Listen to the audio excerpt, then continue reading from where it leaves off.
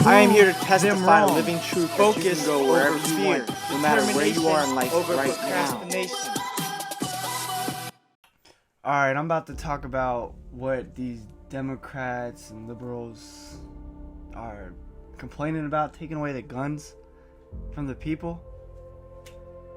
I'm just gonna explain what will happen if that happened. First off, I'm not here to hurt no one's feelings. I'm a felon. I don't own a gun. I'm not allowed to own a gun. I feel like it's better not to have a gun. I know other countries have been successful, taking away the guns or not making a ban on guns in other countries, but in this country there ain't no way in hell that's gonna be a good idea. Let's play this out. We got our two characters. We got Johnny and we got Mike. Both are 34 and both possess a firearm. Start with what did I say his name was? Mike? This one's Mike. Mike grew up, went to school, did well in school, did what he was told, got good grades. After high school, he went to college, got a college degree, got a job, met the love of his life, had a wife, has some kids. Now he's 34, he pays on his mortgage, he saves money, he's doing really well. Got 2 kids. He has a firearm in case of the event that somebody comes to his house in the middle of the night with one intention to harm him or his family.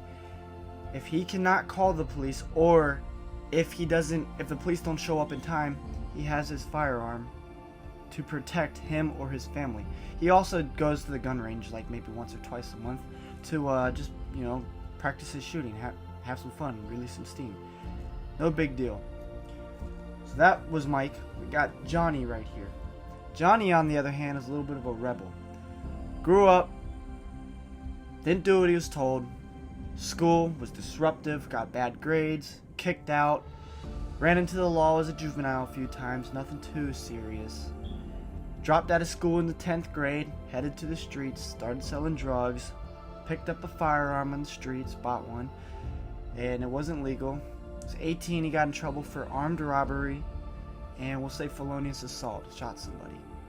So he went, did 5-10 years in the pen, got out.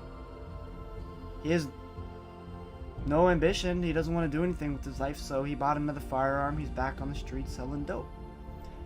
So we got Johnny and Mike right here.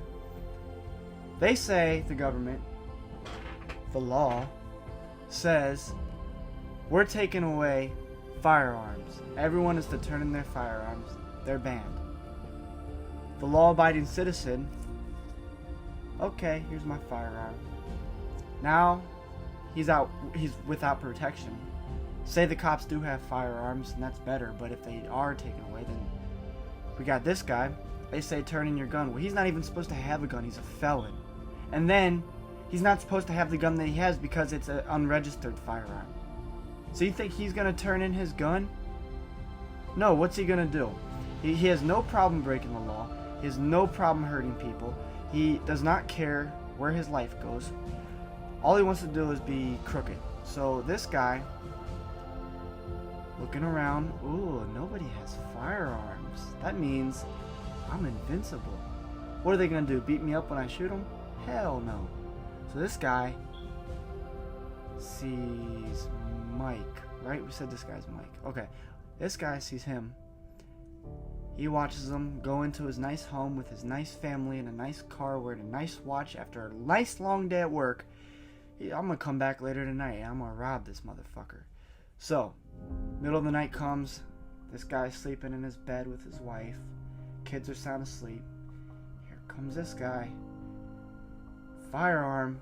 This guy turned in his firearm. He can't defend his family or himself. He has to wait for the police to show up. And the police might not even have firearms. So then when the police get there, they're going to be in trouble. This guy comes in with his gun late at night. Wake up. Ah! Don't move or I'll shoot. What's the code to the safe? He gives him the code. Doesn't have time to call the police. Can't call the police because he's got a gun to his head. He opens the safe. He takes all the money. Then he looks at his wife. She's pretty. Get over there. Get in the ground. he starts raping the wife. This guy, trying to defend his wife, boom, gets shot. He's bleeding out. So he just got a shit ton of money. He raped the wife and he shot somebody. Cops haven't even been called. Here he goes on his way. How are we gonna catch him? So say the police get the DNA and all that. They get a warrant out for his arrest. The police don't have guns. Here comes the police. Put your hands behind your back. Hell no, I got a gun. The police, what are they gonna do? Pull out their batons? What are they gonna do? Fight the guy with a gun? Bam, bam, bam! He could take down 10 police officers with a gun if they don't have guns. But if they do have guns, then guess what? It's gonna be a shootout. This guy will end up losing. So taking away guns from making a gun ban is kind of stupid, because what you're essentially doing is taking guns away from law-abiding citizens who would never ever hurt somebody with their gun unless it was the last resort. They're not out there using it to break the law. They're not out there breaking the law with it. They simply have a gun because it's something that they can do to release some stress on the weekend. Take their son out there, they go shoot at the fire range, gun range, and last resort, it would be used on somebody if they were in danger of their life. But the other people, because those guys will turn their guns in. Alright, we're not going to violate the law. But the other people won't turn their guns in because they don't even follow the law in the first place. So why the hell do you think if you make a gun law, turn in your guns, that all of a sudden these non-law abiding citizens are going to say, alright, we're going to do the right thing and turn our gun and obey the law when they haven't done it their whole life? They don't plan on doing it. It's just the logic behind that is chaos. It's just stupid. I'm not saying that we can't ban guns in the future, but I'm saying, like, as of right now, the way the country is, the United States, there ain't no way in hell you're going to take away the guns from the non-law-abiding citizens. And trying to take the guns away from the law-abiding citizens is going to be just as hard, because they know that if you take their guns away, they're going to be victims of people who don't carry their guns, who don't care about them.